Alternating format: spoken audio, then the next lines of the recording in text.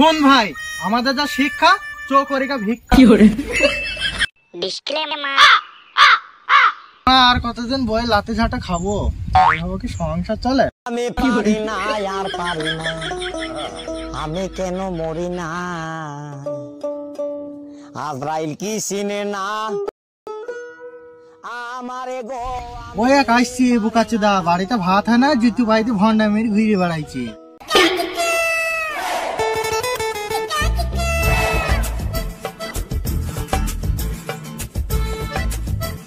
আরে ছোনা বস বস। এখানে একা একা বসে কি করছিস? একা একা কি আর করবো রে ভাই, বসে বসে বাল ছেঁড়ছি। আরে ভাই, সে রানা কি করছে? সে আর কি করবে, হয়তো কাজে মাঝে গিয়েছে।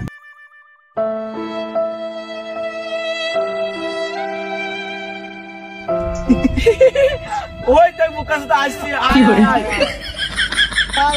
সংসার চলে না? কি হলো রে ভাই? তুই বসি ওকে যা।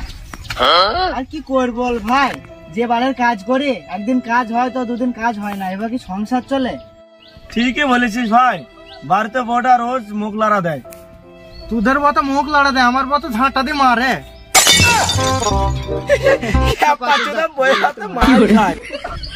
আমার বউ আমাকে মারে, তোমাদের বউ পুঁজু করে।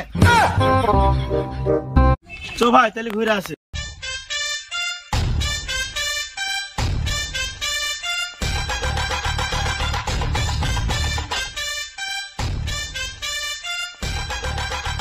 ও দা তিন কুড়ি আসছে, খাটে না, শুধু বইয়ের হাতে মারি।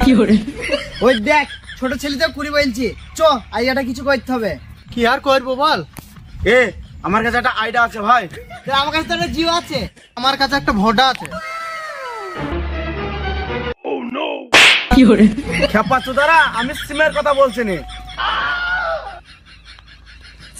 তাহলে?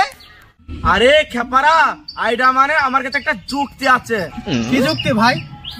চো আমরা চাকরি করি গা। ঠিক বলেছিস ভাই, চো। চাকরি করে বলছি, পড়াশোনা জানিস তো? জানি তো, আমি ক্লাস 3 পর্যন্ত পড়েছি। আমি তো 1 পাস করে 2 অব্দি পড়েছি। হ্যাঁ, তোদের দুজনে একটা চাকরি হবে, পায়খানা ছাপ করা। গাধারা, চাকরি করতে গেলে অনেক পড়তে হয়। দেখ, আমি এত শিক্ষিত হয়ে চাকরি পাইনি।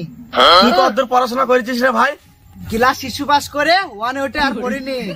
খেপা চোদা, 1 বেশি পড়া হইলো। শোন ভাই, আমাদের যা পড়াশোনা চাকরি বাকরি হবে না, বড় লোক হওয়ার একটা উপায় আছে। কি উপায় ভাই? বল বল, কি উপায়? চো লটারি কাটিগা, 1 কোটি পেতে গেলে একদিনে বড় লোক। শোন ভাই, লটারি কাটা ভালো নয়। লটারি কেটে কত মানুষ ফকির হইলো, লটারি কেটে দিনার দায়ে দেশ ছাড়লো। ঠিকই বলেছিস ভাই, লটারি কাটা যাবে না। কত ভালো ভালো ছেলে ধ্বংস হয়ে গেল, কত ছেলে নষ্ট হয়ে গেল লটারি কেটে। শুন ভাই, আমাদের দেশের যা হাল, ভালো ভালো শিক্ষিত ছেলে চাকরি পায় না, ফ্যা ফ্যা করে ঘুরে বেড়ায়।